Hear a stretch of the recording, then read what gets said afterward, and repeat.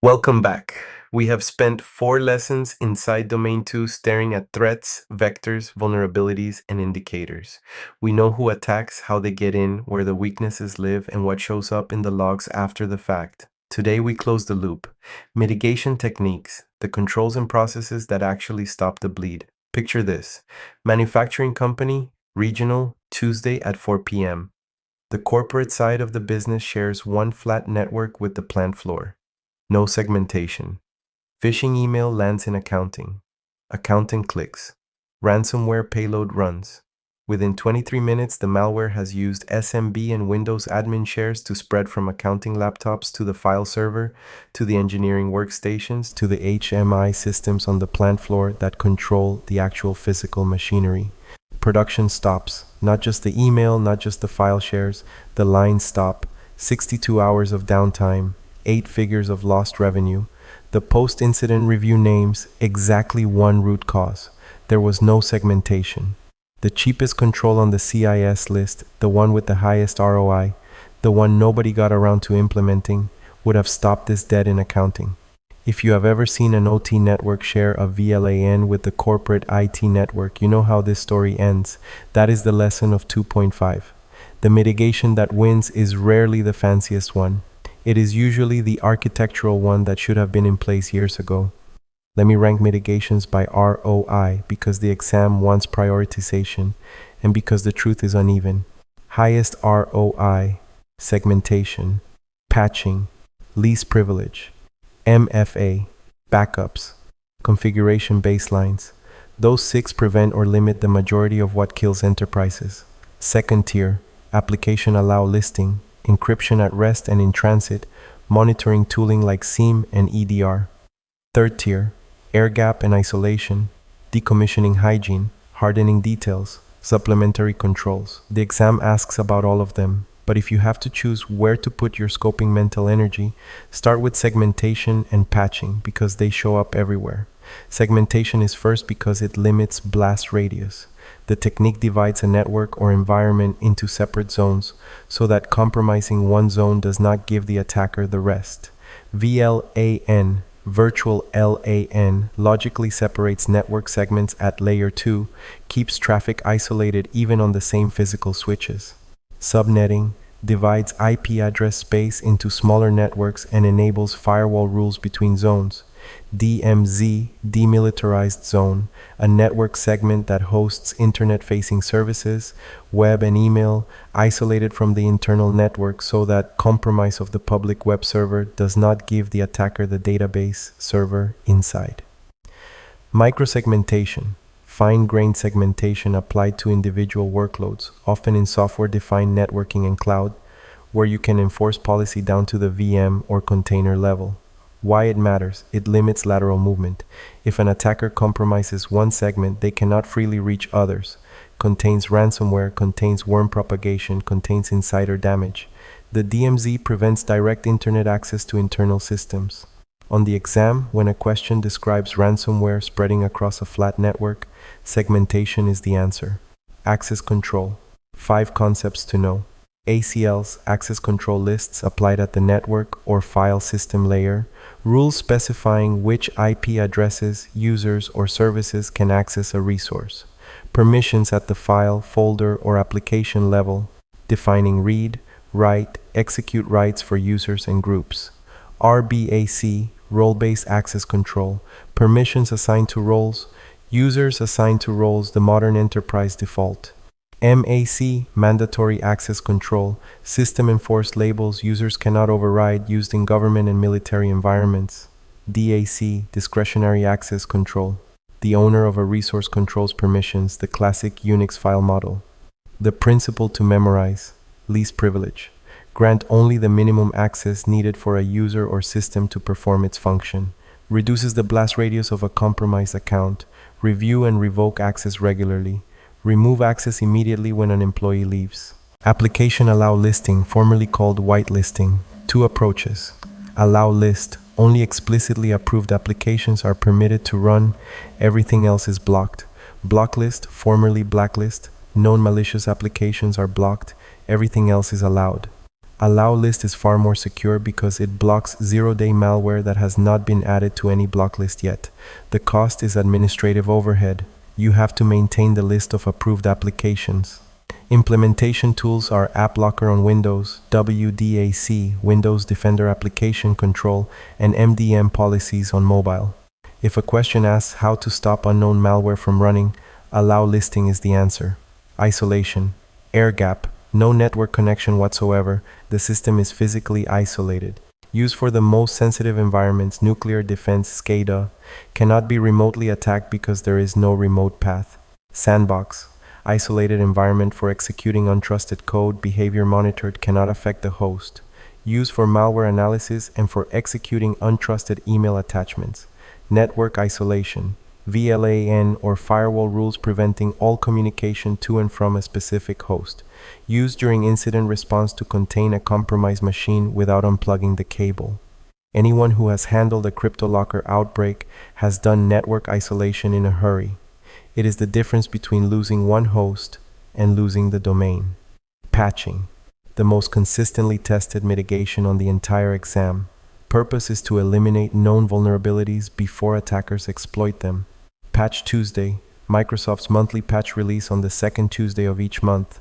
Emergency patches, out-of-cycle releases for critical zero-day vulnerabilities. Patch management, the process of testing, approving, and deploying patches in a controlled manner, because pushing untested patches in production can break the application stack. Testing, patches go through a non-production environment first. Unpatched systems remain vulnerable to publicly known CVEs, and once a CVE is public, exploitation tooling shows up in days. Prioritize patches based on CVSS score and exploitability. Include firmware, drivers, and third-party applications, not just the OS. That is the gap most teams miss. Track compliance with vulnerability scanners like Nessus or Qualys. Encryption, the use cases the exam wants. Data in transit, TLS 1.2 or 1.3, HTTPS, VPN using IPsec, or SSLTLS, SFTP. Data at rest, BitLocker on Windows, FileVault on macOS, LUKS on Linux, self-encrypting drives. Data in use, confidential computing and hardware enclaves like Intel SGX. Email, S/MIME PGP. Full disk encryption protects data if the device is stolen. The principle, encryption protects confidentiality. Even if the data is stolen, it is unreadable without the key. Key management is as important as the encryption itself. Bad key handling kills good cryptography every time. Monitoring, the visibility layer, SIEM security information and event management, aggregates logs from many sources, correlates events, alerts on anomalies. The big picture detective, IDS, intrusion detection system, detects malicious traffic or activity, passive, alerts only. IPS, intrusion prevention system, detects and blocks malicious traffic, sits in line. EDR, endpoint detection and response, agent on endpoints that does behavioral monitoring, threat hunting, response. The endpoint specialist, log aggregation, centralized collection of logs from all systems for analysis and retention.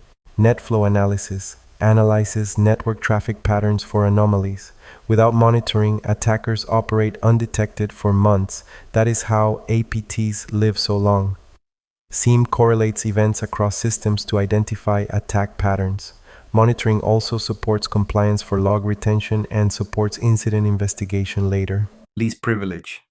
Grant users, applications, and systems only the permissions they need. Apply it across user accounts. No admin rights for regular users. Service accounts run with minimum required OS permissions. Applications request only needed permissions. Network devices limit management access. Just-in-time JIT access. Grant elevated privileges only when needed and automatically revoke them afterward. Reduces the blast radius of a compromised account. The discipline is review permissions regularly and remove what is no longer needed, which almost no organization does well.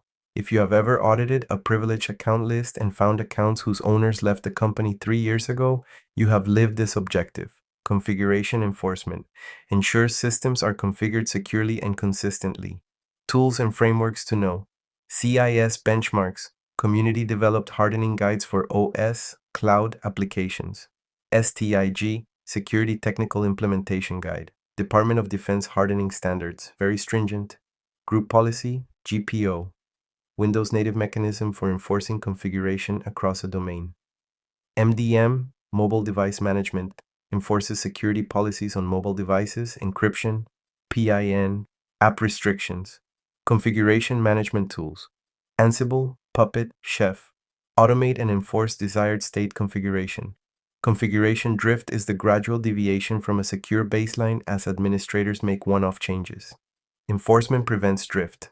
Regular audits compare current configuration to the approved baseline and flag the deltas. Decommissioning, proper disposal of hardware and software to prevent data leakage on the way out.